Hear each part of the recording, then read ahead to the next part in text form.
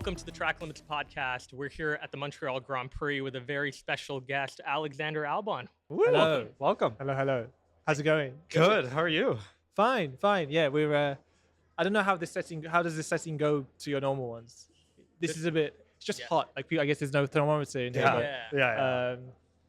Yeah. You got that white light just showing the oily face, but we're good. The smallest place we've ever done an interview was a transporter, like an IndyCar. Like an IndyCar's driver's transporter. Yeah. And it was incredibly hard to fit all the cameras in. I kid you not, it was like this narrow with like three cameras. Saying like as you walked in, like most people, it's like one camera for however many people. You guys rock up with your own lights, 4 cameras. It's like this it. We don't play around here. Yeah, you guys don't. I think we are like better than like Sky Sports or any of the other ones. 100%. We do our own podcast. Torque, Talk, exactly.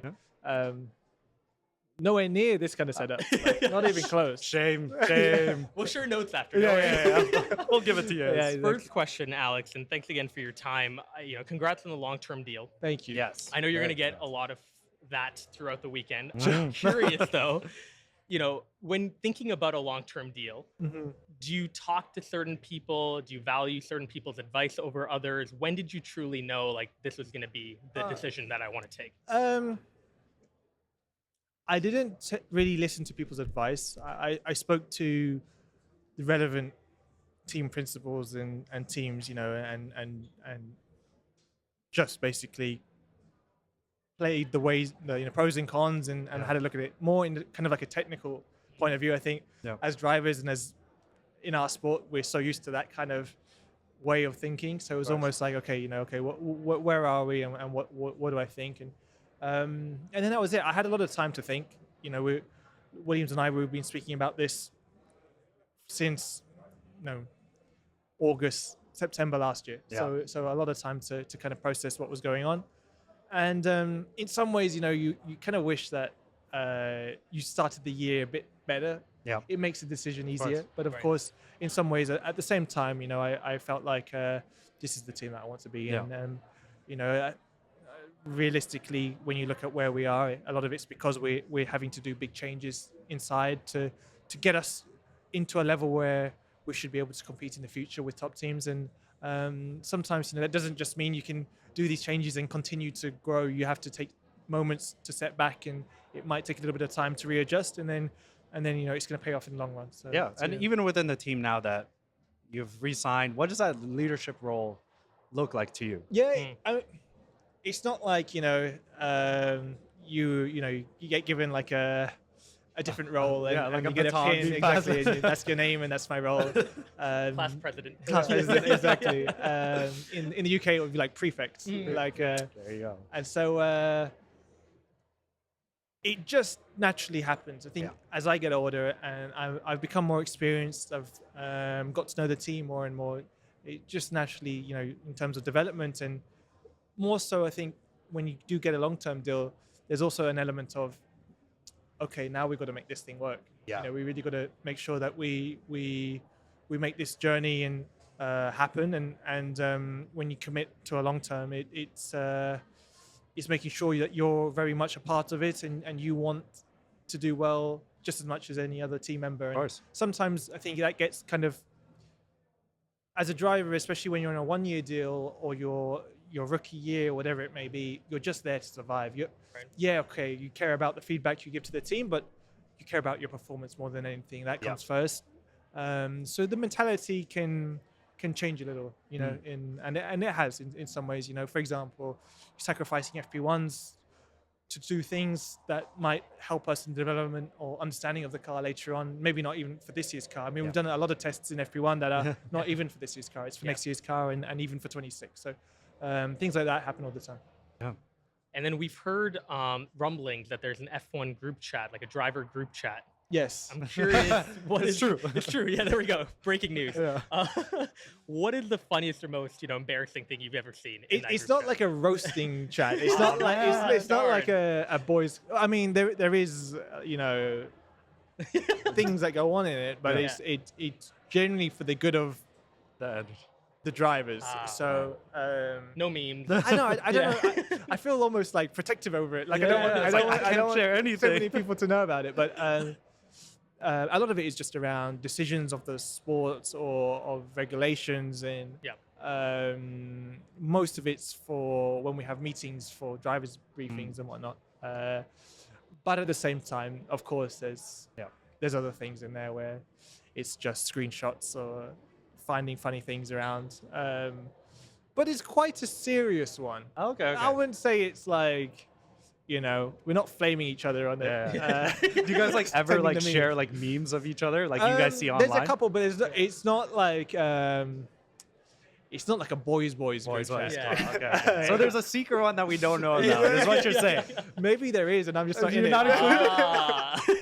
Damn. But Nice to Albon, know. if you were to design a podium celebration, Yeah. it can be a different trophy, a different like walkout, whatever it is. What would be your best podium celebration you would design? Confetti, anything. Yeah. Special interruption here. We'll get right back to the episode. But guys, I want you to take a look at Mikey. Mikey, you're looking big. I'm wearing a baggy shirt, but I have been trying. And you both got tonals at home. Yes, we did. And honestly, I love Tonal, and it's very simple. It's like a personal trainer in your own house. Yep, it's incredible. The convenience. Oh. For me especially, you know me. I like to go and work out at odd hours in the day. And to find a place that I can work out at is really tough. So the ability to have Tonal in my home and be able to work out anytime I want, absolutely incredible. It's allowed me, honestly, to prioritize working out every single day because of that. Yeah, and it keeps you accountable as well because it's AI powered and it's like a personal trainer. It curates your workouts, it tracks your workouts, it tracks your PR. So it keeps you accountable as well. So it's perfect. And especially, for us, we're trying to hit our PR. Oh, yeah. We're trying to get bigger and bigger and bigger. It's incredible as well, given the fact it's AI powered, that it also knows when you're about to fatigue or when you're about to get too stressed out. It kind of modifies your weight even during a rep. It'll modify your weight if it knows that you can't hit that rep, which is incredible. It learns your movements. It's as simple as that. And I think you have a great deal for our guests. I do. Right now, Tonal is offering our listeners $200 off your Tonal purchase with promo code TRACKLIMITS. That's tonal.com and use promo code TRACKLIMITS for $200 off your purchase. That's tonal.com, promo code TRACKLIMITS for $200 off. Great deal. Great deal. Oh, okay. Like full reign. You own the space. you have full control. Like a walkout on a Unlimited budget. WWE. Kind of thing. Damn, I need to think about that. Nice. I mean, if I had unlimited budget, surely you should like come in on on a helicopter, like just like you Rope kind of down? rope down. Oh, Yeah. Call of Duty Warzone. Yeah. yeah. Fortnite bus. Yeah. Just parachuting. Yeah. Let's go with that. I mean, I have to land I I have to land. Yes. That's the tricky thing. It'd be really awkward if I miss the spot, miss the podium spot. Or I just fall down on P2 and I'm like, oh, sorry. Yeah. It's like, damn, get out to P1, sorry. That would be it. Damn, that was a sick one. This is a question that stumps a lot of our guests. What's the most unpopular opinion that you have? Boy. I mean, that's device. That's Yeah, don't get yourself that's canceled. Don't do it. polarizing, yeah. We will edit this. Yeah. Say it. He's had one. It could be about cooking. Like, it doesn't have to be about Formula One. Yeah, okay. Yeah, It could be about Okay, most that random. helps. Yeah.